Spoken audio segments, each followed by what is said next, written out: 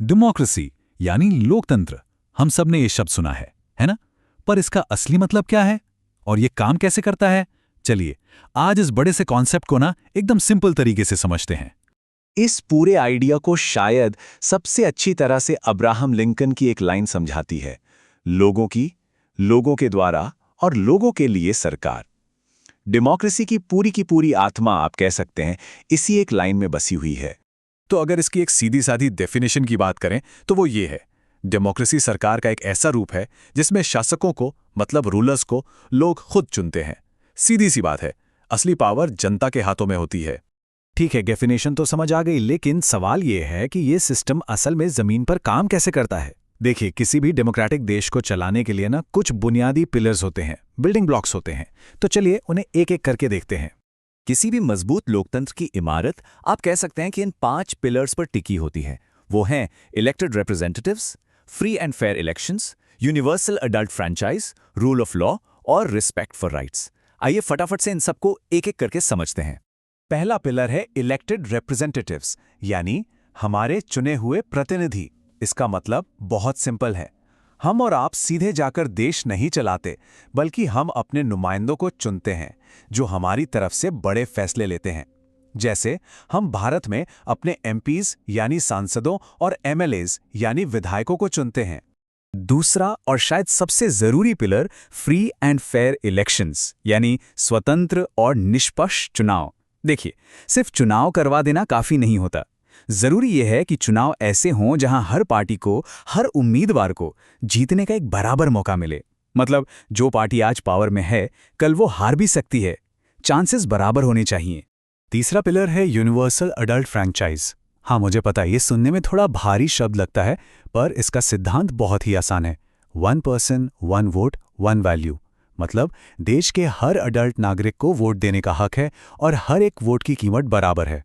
इससे कोई फर्क नहीं पड़ता कि कोई अमीर है या गरीब, किस जाति का है या किस धर्म का।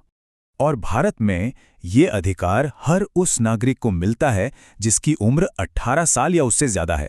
यही तो लोकतंत्र की सबसे बड़ी खूबसूरती है कि हर किसी की आवाज, हर किसी का वोट बराबर वजन रखता है। चौथा पिलर है रूल ऑफ लॉ, यानी कानून का राज। इसका मतलब यह है कि कानून ही सबसे ऊपर है, सुप्रीम है। कोई भी, चाहे वो देश का सबसे बड़ा नेता हो या सबसे अमीर इंसान, कोई भी कानून से ऊपर नहीं है। सरकार भी अपनी मनमर्जी से काम नहीं कर सकती, उसे कानून के दायरे में ही रहना होता है। और पांचवा पिलर है रिस्पेक्ट फॉर राइट्स, यानी अधिकारों का सम्मान।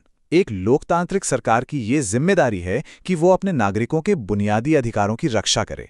जैसे हमें अपनी बात कहने की आज़ादी है, कहीं भी आने जाने की आज़ादी है, और ये अधिकार कोई सरकार का तोहफे नहीं है, ये नागरिकों का हक हैं। तो ये थे लोकतंत्र के वो 5 मजबूत पिलर्स। लेकिन यहां एक बहुत जरूरी सवाल उठता है, क्या डेमोक्रेसी एक परफेक्ट सिस्टम है? क्या इसमें कोई कमियां नहीं है? चलिए अब जरा इसके फायदों और नुकसान दोनों पर एक नजर डालते हैं। तो देखिए, यहां दोनों पक्ष हैं। एक तरफ डेमोक्रेसी में सरकारें ज्यादा जवाबदेही होती हैं क्योंकि उन्हें जनता को जवाब देना होता है। इसमें बहुत सारी चर्चा और बहस होती है जिससे अक्सर बेहतर फैसले निकलते हैं। लेकिन दूसरी तरफ यही लंबी चर्चाएं फैसलों में देरी की वजह भी बन जाती हैं, और लगातार चुनाव होने की वजह से पॉलिटिकल कंपटीशन इतना बढ़ जाता है कि कई बार ये भ्रष्टाचार को भी जन्म दे सकता है। इस फर्क को और अच्छे से समझने के लिए ये टेबल देखिए। डेमोक्रेसी और नॉन डेमोक्रेसी, जैसे कि एक तानाशाही में बुनियादी फर्क क्या है? पावर किसके हाथ में है, चुनाव कैसे होते हैं और नागरिकों को अधिकार मिलते हैं या नहीं। आप देख सकते हैं डेमोक्रेसी में पावर लोगों के पास है, चुनाव निष्पक्ष होते हैं और अधिकार सुरक्षित रहते हैं, जबकि तानाशाही में ठीक इसका उल्टा होता है।